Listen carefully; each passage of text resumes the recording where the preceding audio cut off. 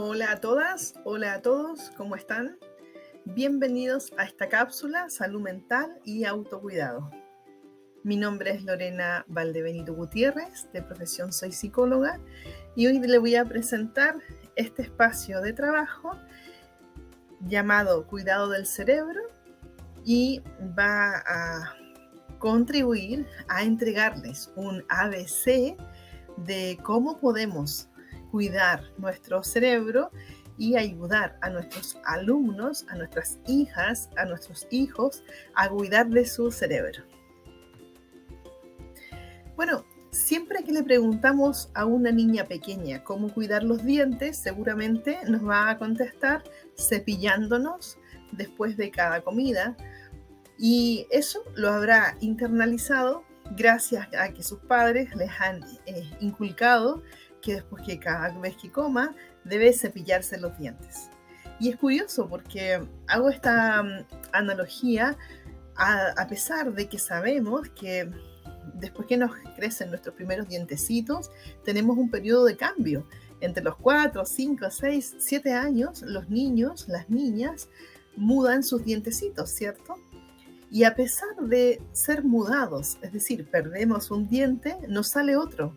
En el lapso del desarrollo evolutivo va a salir otro dientecito. Entonces, sabemos que tenemos la posibilidad de recuperar si es que lo hemos perdido.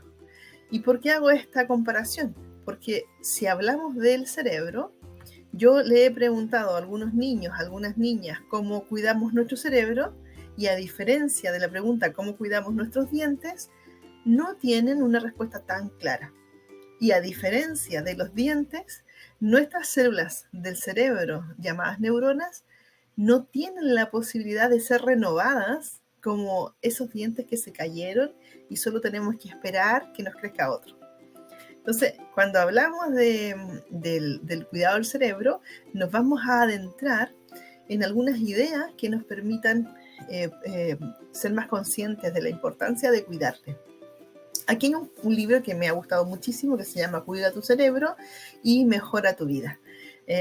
Seguramente vas a poder conseguirlo y saber un poquito más de este tema. La primera idea que vamos a ver en esta cápsula es que el cerebro son conexiones. Y si son conexiones, nuestras células nerviosas, las neuronas, toman mucha importancia. Entonces, ¿qué tenemos que hacer para cuidar nuestro cerebro? Es ayudar a que se creen conexiones útiles en el cerebro. Fíjate tú que cuando éramos pequeños, o un niño o una niña tiene una idea, imagina que va a la cocina a mirar qué hay dentro de una de las cajas que mamá guarda en los departamentos de la cocina, y se encuentra dentro de la caja unos dulces. Eso para el niño es una tremenda es un tremendo hallazgo, y lo que ocurre ahí es un aprendizaje. Abro la caja y dentro de la caja encuentro dulces. Eso es un aprendizaje, hay un condicionamiento, y ese aprendizaje se produce gracias a que hay una sinapsis entre dos neuronas. Entonces, cuando un niño, cuando una niña o nosotros mismos de adultos aprendemos algo, lo que está pasando es que hacemos una conexión neuronal. Por ejemplo, aprendemos a tocar un instrumento. Entonces estas neuronas se fusionan en una sinapsis y hacemos una conexión nueva. Así que antes de aprender a tocar ese instrumento no teníamos, pero ahora sí le tenemos. Entonces, de la misma manera, ayudar a nuestro cerebro a desarrollar hábitos adecuados, aprendizajes significativos, sería ayudarles a hacer conexiones interneuronales. Ahora, si queremos que un niño no realice alguna conducta que no es adecuada, lo que nosotros tenemos que hacer entonces es que esa conexión neuronal no se produzca. Por ejemplo, si un niño quiere quitarle a su hermano los dulces que consiguió en la caja de la cocina, y a través de pegarle quiere quitarle los dulces, esa sería la conducta que nosotros no queremos que se expanda. Por lo tanto, tenemos que evitar que esa conexión se haga. Esa conexión entre ambas neuronas, ¿cierto? Entonces, en definitiva, ¿esto por qué lo cuento? Porque lo que diferencia a un niño inteligente de un niño que no es tan inteligente no es la cantidad de neuronas que hay en su cerebro, sino que es el número de conexiones. Fíjate en la gráfica que tenemos un número de neuronas, ¿cierto? De densidad de sinapsis en un niño recién nacido. Las neuronas son aquellos puntitos negros y ahí se observa la densidad de la sinapsis, la conexión entre una neurona y otra, y cómo va ampliándose en la medida que tiene 1 mes, 3 meses y 2 años.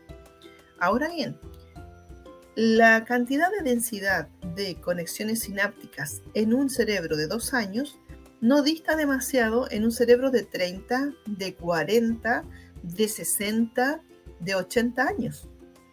Es decir, la cantidad de neuronas se mantiene durante el largo de tu vida. A diferencia de los dientes, no es renovable. Lo que puede hacer mayor densidad es cuánto usas esas neuronas para conexiones sinápticas. Es decir, las mismas 2 neuronas para andar en bicicleta hacen sinapsis y una neurona que se ocupaba para andar en bicicleta puede hacer otra sinapsis para tocar flauta.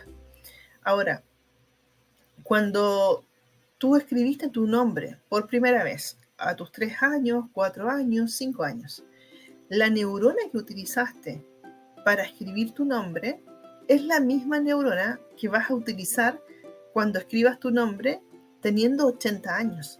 De ahí la importancia de cuidar nuestro cerebro porque son las únicas células que contamos. Ahora, la segunda idea que te quiero comentar es que tenemos 3 cerebros distintos y estos cerebros se relacionan y se colaboran. El primer cerebro, en la figura roja, le llamamos cerebro primitivo o cerebro reptiliano, y este cerebro tiene 5 funciones básicas. Una de las funciones es regular el sueño, el descanso, regular la temperatura, es movilizarse cuando tiene hambre, regular la alimentación, cuidar la reproducción y evitar el dolor. El otro cerebro, que está en el área lila, es el cerebro emocional que fue heredado de los mamíferos, y este cerebro tiene la función de evitar aquellas cosas que no nos gustan tanto y aumentar lo que sí nos gusta. Por ejemplo, este cerebro emocional sería el encargado de actuar en función de cuando vas a entrar al supermercado y encuentras a una persona a la cual no quieres ver, retrasar el paso para que no te encuentres en la entrada del supermercado con él. Ese retraso del paso es porque estás evitando algo que no quieres hacer. Entonces, esa conexión sináptica la desarrolla el cerebro emocional. Y el cerebro racional, que es esta zona azul, que es mayor en densidad, que es una densidad fría, es el cerebro más bien lógico, más analítico, y que está a cargo de pensar para que los otros cerebros también puedan manifestarse. Aquí observamos la posibilidad de un cerebro racional o un cerebro intuitivo, según sea, y estos 3 cerebros son los que se conectan para poder hacer una acción. Entonces, en esta idea quiero relacionar la tercera idea, que es nuestra salud cerebral. Cuando yo hablo de salud cerebral, me surge la necesidad de mostrarles algunas gráficas. Miremos, por ejemplo, las personas con demencia en Chile. Si observan, desde el año 2010 a la fecha, va subiendo rápidamente y notoriamente, jamás ha bajado, solo sube la cantidad de personas con demencia en Chile. Si vemos la otra gráfica, está relacionada con el consumo de medicamentos por TDAH en Chile. O sea, cuántos niños con síntomas de trastorno de déficit atencional con hiperactividad han tenido que ser medicados. Y si se dan cuenta, desde 1990 a la fecha, la gráfica también sube exponencialmente. Y este último gráfico para compartir que dice la cantidad de personas con demencia en el mundo y obviamente podemos observar cuáles son los continentes que tienen mayores números. ¿Por qué muestro esto? Porque es sumamente importante saber cómo cuidar el cerebro. Es importante también entender que los hábitos se aprenden de cuando somos más pequeñitos. Entonces, los hábitos más importantes para el cuidado del cerebro se aprenden durante la infancia. Vamos ahora con 7 pautas que te van a ayudar para el cuidado de tu cerebro. La pauta número 1 es el afecto, el amor. Aquí vemos una imagen de una madre que está desayunando con su hijo. Hay una sonrisa, hay una complicidad, hay una proximidad física, hay una alimentación saludable, balanceada.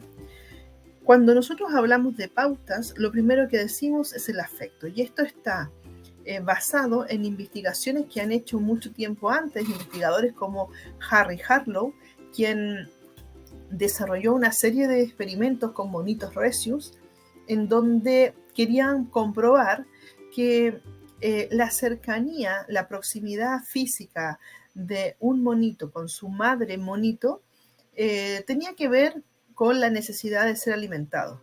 En el experimento probaron que no era la necesidad de ser alimentado lo que permanecía unido el monito con su madre, sino que era la necesidad de afecto. En la primera foto sale Harry Harlow con el monito que está sobre una monita madre, una madre sustituta, la cual tenía características de tener una felpa, ¿sí?, acolchonadita, y además expedía temperatura. Entonces era una madre sustituta, calentita y con felpa. Y ahí el monito permanecía todo el día.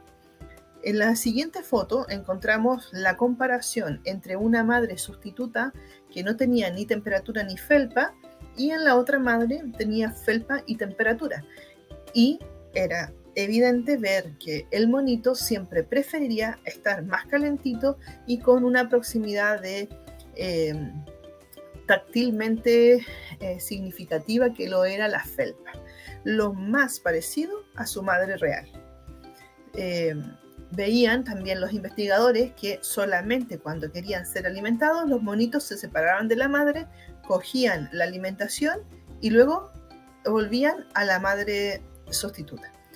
En la tercera foto vemos un grupo de monitos rhesus, todos apilados, abrazaditos y en trauma, en shock, dado que a pesar de tener en este experimento un circuito de juguetes, de elementos para que ellos se desplazaran y pudieran experimentar, al no tener ninguna figura significativa, una madre sustituta, los monitos entraban en un shock, en un pánico, en estados de ansiedad, a punto incluso de llegar a la muerte.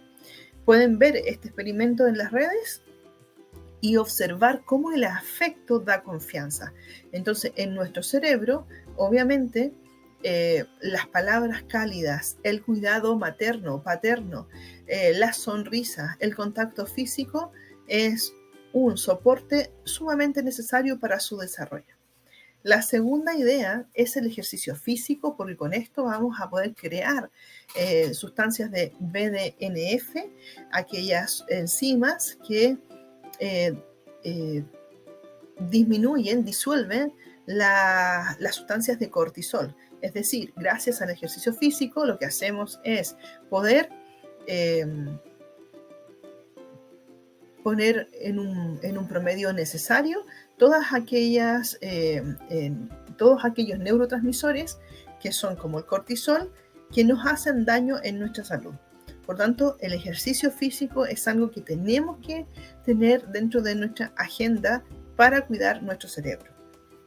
Una tercera pauta tiene que ver con la alimentación neurosaludable. Y esta alimentación neurosaludable dice relación con la observación de cómo se comportan nuestras células nerviosas en relación a lo que estoy comiendo. Aquí vemos, por ejemplo, una neurona enferma en donde la placa de arteriosclerosis se observa dentro del capilar de la arteria. Si tenemos en consideración que la arteria dentro de nuestro cerebro, dentro de nuestras células nerviosas, son muy microscópicamente pequeñas, son los capilares más pequeños de todo nuestro cuerpo, y que en esos capilares pequeños esté acumulado una placa de arteriosclerosis, evidentemente hace que nuestras arterias se endurezcan y empiecen a acumular colesterol, y esa sustancia finalmente puede provocar un ACV, un accidente cardiovascular. Entonces, la alimentación consciente, la alimentación neurosaludable, lo que le hace bien a nuestro cerebro, y como ustedes lo ven aquí en el dibujo, aquel capilar que está libre, está expedito para que solamente circule la sangre y el plasma sanguíneo, está solamente relacionado con la alimentación saludable, que tiene colores, que es verdura, que es fruta. Entonces tú escoges de qué góndola sacar la alimentación según quieras cuidar tu cerebro. Hay alimentos que son conocidos por aportarnos omega 3, como el salmón, como el brócoli, como las bruselas, como los frutos secos, la almendra, los arándanos, que son sumamente positivos para el cuidado de nuestro cerebro. Cuarta idea, dormir 8 horas. Es muy importante dormir 8 horas porque cuando nosotros estamos durmiendo, el sueño hace que podamos almacenar toda la información que aprendimos en el día. Es el sueño que nos va a posibilitar incorporar conocimientos, sostener y solidificar los aprendizajes. Para un niño que está en desarrollo, que está yendo al colegio, que está aprendiendo materias nuevas, dormir las 8 horas es sumamente vital. Para nosotros también, para poder trabajar.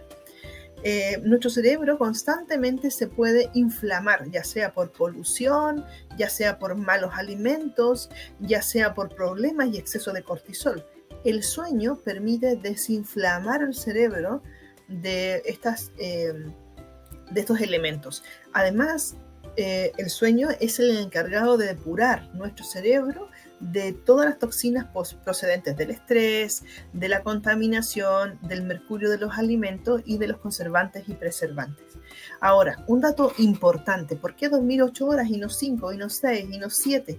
Porque las enzimas que se dedican a la depuración de estos metales, de estos elementos que nos hacen daño, empiezan a actuar después de la cuarta hora del sueño.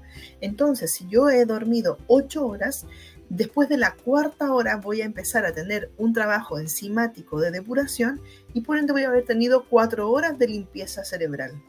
Si solo duermo 6 horas, solo 2 horas estaré teniendo de depuración. Y si duermo 5, solamente 1 hora. ¿Entiendes la importancia de dormir 8 horas? Hay investigaciones que sugieren que la posibilidad de tener un gran día está relacionado con el dormir 8 horas. El 70% de que sea un buen día está relacionado de dormir 8 horas. Si duermes menos de 8 horas, la investigación señala que en un 40% podrías tener un buen día.